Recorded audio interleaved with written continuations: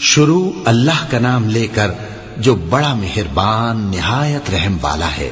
بکھیرنے والی ہواؤں کی قسم جو اڑا کر بکھیر دیتی ہیں، پھر پانی کا بوجھ اٹھاتی ہیں، پھر آہستہ آہستہ چلتی ہیں، پھر اس چیز کو یعنی بارش کو تقسیم کرتی ہیں کہ جو وعدہ تم سے کیا جاتا ہے وہ یقیناً سچا ہے، اور انصاف کا دن ضرور واقع ہوگا۔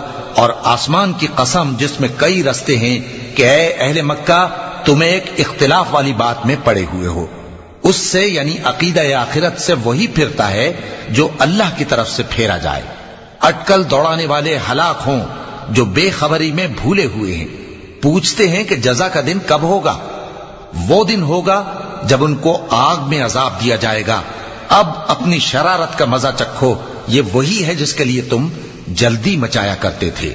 بے شک پرہیزگار بہشتوں اور چشموں میں ہوں گے، اور جو نعمتیں ان کا پروردگار انہیں دیتا ہوگا انہیں لے رہے ہوں گے۔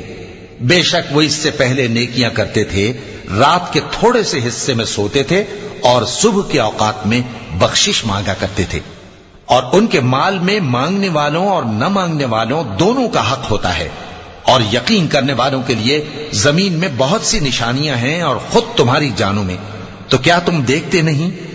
اور تمہارا رزق اور جس چیز کا تم سے وعدہ کیا جاتا ہے آسمان میں ہے، تو آسمان اور زمین کے مالک کی قسم یہ اسی طرح قابل یقین ہے جس طرح تم بات کرتے ہو۔ اے نبی، کیا تمہارے پاس ابراہیم کے معزز مہمانوں کی خبر پہنچی ہے؟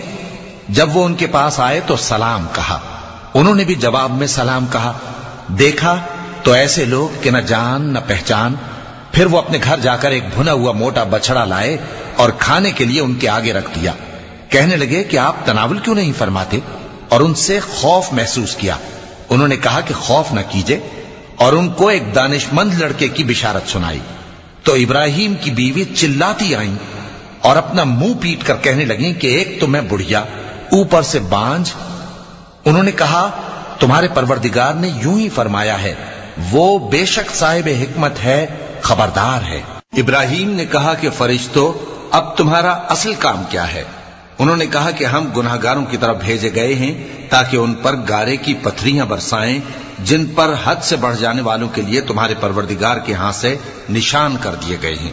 پس وہاں جتنے مومن تھے ان کو ہم نے نکال لیا، پھر اس بستی میں ہم نے ایک گھر کے سوا مسلمانوں کا کوئی گھر نہ پایا، اور جو لوگ عذاب علیم سے ڈرتے ہیں ان کے لیے ہم نے وہاں نشانی چھوڑ دی۔ اور موسیٰ کے حال میں بھی نشانی ہے، جب ہم نے ان کو فرعون کی طرف کھلا ہوا معجزہ دے کر بھیجا تو اس نے اپنی قوت کے گھمنڈ پر منہ موڑ لیا اور کہنے لگا یہ تو جادوگر ہے یا دیوانہ۔ تو ہم نے اس کو اور اس کے لشکروں کو پکڑ لیا اور ان کو سمندر میں پھینک دیا، اور وہ کام ہی قابل ملامت کرتا تھا۔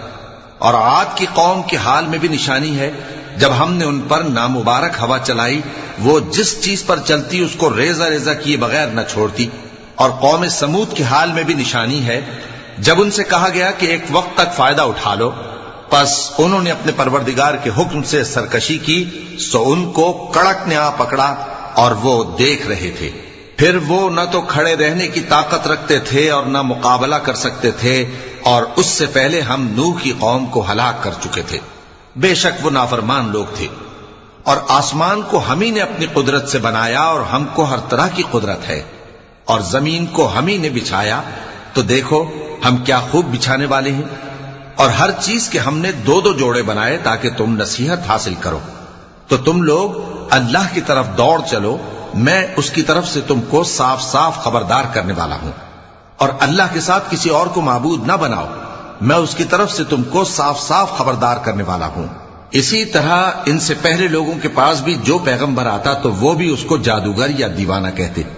کیا یہ لوگ ایک دوسرے کو اسی بات کی وصیت کر مرے ہیں؟ نہیں، بلکہ یہ شریر لوگ ہیں۔